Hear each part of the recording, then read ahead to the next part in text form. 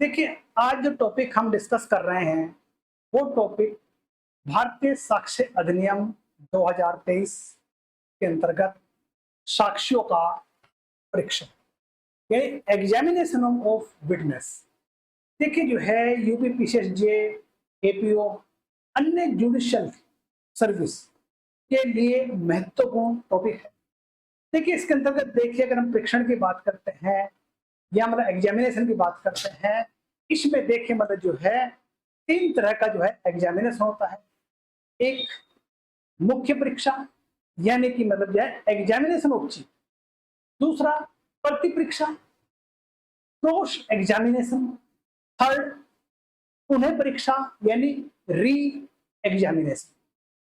अब देखिए, भारतीय साक्ष्य अधिनियम की धारा अगर हम बात करते हैं 1872 की 132 के अनुसार, वहीं पर देखिए जो है भारतीय साक्ष्य अधिनियम 2023 की जो धारा है 142 के अंतर्गत इन तीनों परीक्षा की परिभाषा दी गई है, यानी तीनों परीक्षण की परिभाषा दी गई है। किसी साक्षी की उस पक्षकार द्वारा जो उसे बुलाता है, परीक्षा करता है, तो उसकी जो परीक्षा है वह है मुख्य परीक्षा कहलाएगी। मतलब ये समझिए, किसी को यानी किसी साक्षी को जब उसका पक्षकार बुलाता है और उसकी परीक्षा लेता है तो वो जो है मुख्य परीक्षा या एग्जामिनेशन इन चीफ कहलाएगी। मतलब देखिए, आप जो है एग्जामिनेशन चीफ की बात करते हैं ये कहलाएगी आपकी जो है।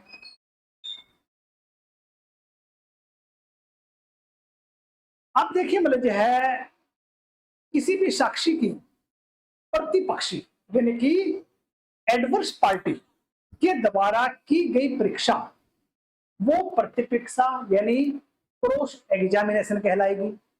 वहीं पर देखिए, किसी भी साक्षी की प्रतिपरीक्षा के बाद उसकी उस पक्षकार द्वारा जिसने उसे बुलाया था परीक्षा की जाती है, तो वह उन्हें परीक्षा या री एग्जामिनेशन कहते हैं। वहीं पर देखिए, अगर मुख्य परीक्षा की बात करते हैं, मुख्य परीक्षा या एग्जामिनेशन इन चीफ की बात करते हैं, किसी भी साक्षी की उसके उस पक्षकार द्वारा जो उसे बुलाता है की गई परीक्षा को मुख्य परीक्षा कहते हैं। अगर हम देखिए साक्ष्य की दृष्टि से मुख्य परीक्षा का एक महत्वपूर्ण स्थान है। परीक्षण के अनुक्रम में सर्वप्रथम मुख्य परीक्षा की जाती है, यानी एग्जामिनेशन चीफ सबसे पहले किया जाता है। अब मुख्य परीक्षा के बिना किसी भी साक्षी की प्रति परीक्षा नहीं की जा सकती है, यानी पहले मुख्य परीक्षा होगी, उसके बाद प्रति परीक्षा होगी। इतना ही नहीं है, प्रति परीक्षा का महत्व भी तभी है जब प्रति परीक्षा हो जाए, यानी कि मतलब जो है प्रति परीक्षा महत्व भी तभी है जब साक्षी की प्रति परीक्षा हो जाए। यदि मुख्य परीक्षा के बाद साक्षी प्रति परीक्षा से इनकार कर देता है या कतरा जाता है, तो वह उस परीक्षा का कोई अर्थ या औचित्य नहीं रहता है। मैंने कहने के इन बातों से यह स्पष्ट हो जाता है कि परीक्षा के अनुक्रम में सर्वप्रथम एग्जामिनेशन ऑफ चीफ यानी मुख्य परीक्षा होती है। फिर यह उस पक्षकार द्वारा की जाती है जो साक्षी को न्यायालय में बुलाता है, यानी कि देखिए मतलब जो है मतलब एग्जामिनेशन चीफ उस पक्षकार द्वारा की जाती है जो साक्षी को न्यायालय में बुलाता है। इसके द्वारा ही अभियोजन पक्ष अपना मामला साबित करता है और इसके बाद जो है प्रति परीक्षा होती है। अब देखिए, मुख्य परीक्षा का जो उद्देश्य क्या है, देखिए मुख्य परीक्षा का जो उद्देश्य है साक्षी की उन बातों का कथन किया जाना जो उसके निजी ज्ञान या जानकारी, यानी मुख्य परीक्षा का उद्देश्य में क्या है, साक्षी की उन कथनों का या उन बातों का कथन किया जाना जो उसके निजी ज्ञान या जानकारी में है। वहीं पर देखिए, अभियोजन पक्ष के मामले का समर्थन किया जाना है। अब देखिए, ये तो बना हमारा एग्जामिनेशन चीफ या मुख्य परीक्षा की बात करते हैं। अब आता है हमारा प्रति परीक्षा क्रॉस एग्जामिनेशन। अब देखिए, क्रॉस एग्जामिनेशन की बात करते हैं, प्रति परीक्षा की बात करते हैं। किसी साक्षी की प्रतिपरीक्षा यानी किसी साक्षी की प्रतिपक्षी या एडवर्स पार्टी द्वारा की गई परीक्षा उसे प्रतिपरीक्षा कहते हैं। यानी आसान शब्दों में देखिए, किसी भी विटनेस की जो परीक्षा है वो एडवर्स पार्टी या प्रतिपक्ष द्वारा की गई परीक्षा को ही प्रतिपरीक्षा कहते हैं। यानी कि इसमें देखिए आप जो है प्रतिपरीक्षा जो है विपक्षी या एडवर्स पार्टी द्वारा की जाती है। मुख्य परीक्षा के बाद की जाती है प्रतिपरीक्षा, और मुख्य परीक्षा के बिना किसी साक्ष्य की प्रतिपरीक्षा नहीं की जा सकती। अगर किसी साक्ष्य की मुख्य परीक्षा नहीं हुई तो उसकी प्रतिपरीक्षा नहीं की जा सकती। अब देखिए प्रतिपरीक्षा का उद्देश्य क्या है।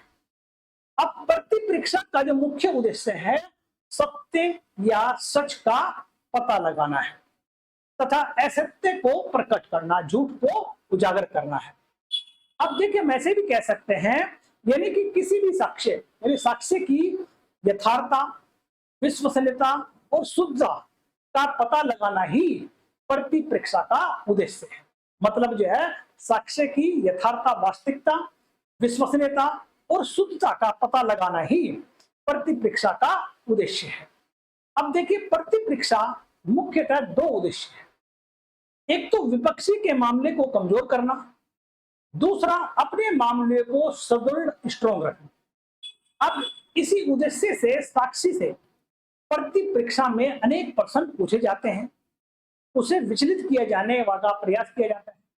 अब देखिए ये बना हमारा प्रतिपरीक्षा। वहीं पर देखिए पुनः परीक्षा यानी कि री एग्जामिनेशन। अब री एग्जामिनेशन है क्या, देखिए आप जो है यानी कि जो है मैंने पहले भी क्लियर कर दिया एक बार, पुनः परीक्षा का जो है पुनः परीक्षा प्रतिपरीक्षा के बाद की जाती है और उस पक्षकार द्वारा की जाती है जिसने उसे साक्षी को बुलाया है। यानी प्रतिपरीक्षा पक्षकार द्वारा की जाती है जिसने साक्षी को बुलाया है। अब देखिए पुनः परीक्षा यानी तब की जाती है जब प्रतिपरीक्षा में कोई नई बात आती है या फिर उसके स्पष्टीकरण के लिए उसे पुनः बुलाया जाता है। ये पुनः परीक्षा कही जाती है। सामान्यतः पुनः परीक्षा बहुत ही कम मामलों में की जाती है। देखिए मैंने आपको जो है मुख्य परीक्षा, प्रतिपरीक्षा, पुनः परीक्षा ये कराया है। अब देखिए मुख्य परीक्षा और पुनः परीक्षा में क्या अंतर है, ये डिफरेंस देखिए आप जो है। अब मुख्य परीक्षा अभियोजन की तरफ से होती है, यानी कि मुख्य परीक्षा अभियोजन की तरफ से होती है, जबकि प्रतिपरीक्षा बचाव पक्ष या डिफेंस की ओर से प्रस्तुत की जाती है। ये समझ लीजिए आप एक बार बात, यह है मुख्य परीक्षा अभियोजन की तरफ से होती है और जबकि जो है प्रतिपरीक्षा बचाव पक्ष या डिफेंस की तरफ से होती है, प्रस्तुत की जाती है। वहीं पर देखिए मुख्य परीक्षा उस पक्षकार द्वारा की जाती है, यानी मुख्य परीक्षा उस पक्षकार द्वारा की जाती है जो साक्षी को बुलाता है, और जबकि प्रतिपरीक्षा सदैव विपक्षी पक्षकार या एडवर्स पार्टी द्वारा साक्षी से की जाती है। मतलब समझिए मुख्य परीक्षा उस पक्षकार द्वारा की जाती है जो साक्षी को बुलाता है, वहीं पर देखिए प्रतिपरीक्षा सदैव एडवर्स पार्टी या विपक्षी के साक्षी से की जाती है। मुख्य परीक्षा का जो उद्देश्य है या उद्देश्य होता है, साक्षी को साक्ष्य देने के लिए बुलाया गया है, उसका समर्थन करें, और जबकि प्रतिपरीक्षा का जो उद्देश्य है वो मामले की सत्यता का पता लगाना होता है। अब देखिए मुख्य परीक्षा में न्यायालय की अनुमति के बिना सूचक प्रश्न नहीं पूछे जा सकते। देखिए सूचक प्रश्न है, सूचक प्रश्न का मतलब है जो हम समस्या विवाद है उसके अर्थ को सुलझाता है, वो सूचक प्रश्न है। यानी मुख्य परीक्षा में न्यायालय की अनुमति के बिना सूचक प्रश्न नहीं पूछे जा सकते हैं, जबकि प्रतिपरीक्षा में सूचक प्रश्न बिना रोक टोक के पूछे जा सकते। देखिए वहां मुख्य परीक्षा में सूचक प्रश्न नहीं पूछे जा सकते, जबकि प्रतिपरीक्षा में बिना रोक टोक पूछे जा सकते।